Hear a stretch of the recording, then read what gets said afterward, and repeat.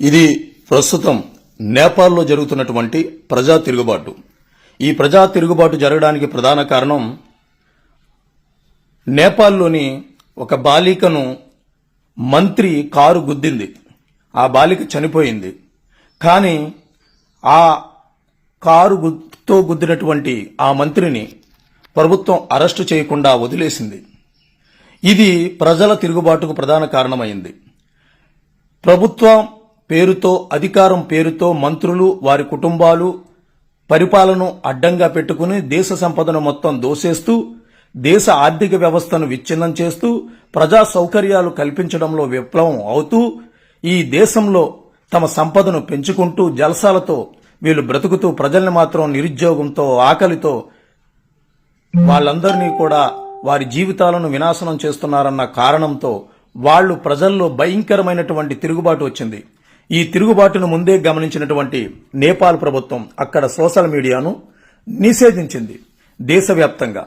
ఇక్కడితో ఈ ప్రజల్లో ఉన్నటువంటి అతి కొద్ది కోపం తీవ్ర రూపం దాల్చి ఇక వారి యొక్క కోపం కట్టలు తెంచుకుని ఈ నేపాల్లో ఉన్నటువంటి మొత్తం దేశ ప్రజలందరూ కులాలు, మతాలు, వర్గాలు, ప్రాంతాలు, జాతులు అంటూ లేకుండా తిరుగుబాటును ప్రారంభించి మంత్రుల ఇళ్లపైన దాడులు చేసి కొంతమందిని చంపేశారు, కొంతమందిని కొట్టి తరిమేశారు, కొంతమంది హెలికాప్టర్లో ఆ దేశం నుంచి పారిపోయారు.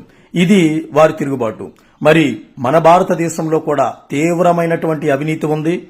అధికారాన్ని అడ్డంగా పెట్టుకుని సంవత్సరాలుగా ఈ దేశాన్ని, దేశ వనరులను దోసుకు తింటున్నటువంటి వాళ్లు లక్షలలో, అసలు నిజంగా చెప్పాలంటే కోట్లలో ఉన్నారు. ఇలాంటి వాళ్లను, వారు సంపాదించినటువంటి దోసుకుంటున్నటువంటి వేల కోట్ల, లక్షల కోట్ల ఆస్తులను ప్రజలే స్వయంగా స్వాధీనం చేసుకుని ప్రజా తిరుగుబాటుతో నిజంగా ఇలా జరగాలి అంటే గనక చాలా మందికి చుచ్చు పోసుకునేటువంటి పరిస్థితులు వస్తాయి భారతదేశంలో.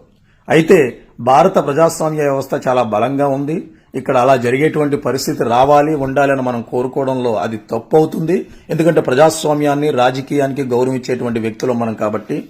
కానీ ఏదో ఒక రోజు ప్రజలు కనుక తిరుగుబాటు చేస్తే ఇలాంటి పరిస్థితులు వస్తాయని నేటి పాలకులు గుర్తించి ప్రజా సౌకర్యాల కోసం, సుపరిపాలన కోసం, ప్రజా అవసరాలను గుర్తిస్తూ, నిరుద్యోగ సమస్యను నిర్మూలిస్తూ, యువతకు సరైనటువంటి అవకాశాలు కల్పిస్తూ, ఉచిత పథకాల పేరుతో ఈ దేశాన్ని నాశనం చేయకుండా, ఈ దేశ సౌభాగ్యతను కులమతాల పేరుతో విచ్ఛిన్నం చేయకుండా, దేశ వ్యవస్థను, సమగ్రతను, ప్రజాస్వామ్యాన్ని, రాజ్యాంగాన్ని ఎకనైనా కాపాడే బాధ్యతను దీని ద్వారా నేపాల్లో జరుగుతున్నటువంటి పరిస్థితులను బట్టైనా సరే మనం తప్పు చేస్తున్నాము అన్న ఆలోచన ఉన్న ప్రతి ఒక్కరు కూడా తమ తప్పును గుర్తించి తమ తప్పును మళ్లీ పెంచుకుంటూ పోకుండా ఈ దేశ వ్యవస్థలో మీ యొక్క గౌరవ విలువలు, మర్యాదలను కాపాడుకోవడానికి ప్రయత్నం చేయాలని, భారతదేశం యొక్క విశిష్టతను ప్రపంచపటంలో వెలిగేలా చేయాలని చెప్పేసి కోరుకుంటున్నాము.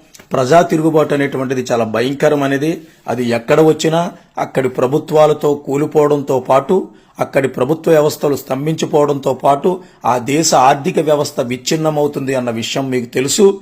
కాబట్టి భారతదేశ వ్యవస్థ ప్రస్తుతానికి చాలా పటిష్టంగా ఉంది అని విశ్వసిస్తూ, భారతదేశంలో ఉన్నటువంటి అవినీతి మంత్రులు, అవినీతి ముఖ్యమంత్రులు, అవినీతి ప్రధాన మంత్రులు, అవినీతి వ్యవస్థను ప్రోత్సహిస్తున్నటువంటి ఈ అధికార యంత్రాంగం దయచేసి భారతదేశంలో లక్షల కోట్లతో ఉన్నటువంటి ముఖ్యమంత్రుల ఆస్తులను, మంత్రుల ఆస్తులను, ఈ దేశాన్ని అధికారం అడ్డం పెట్టుకుని దోసుకున్నటువంటి వారి ఆస్తులను స్వాధీనం చేసుకుని ప్రజల సౌకర్యార్థం, ప్రజల అభివృద్ధి కోసం కేటాయించాలని కోరు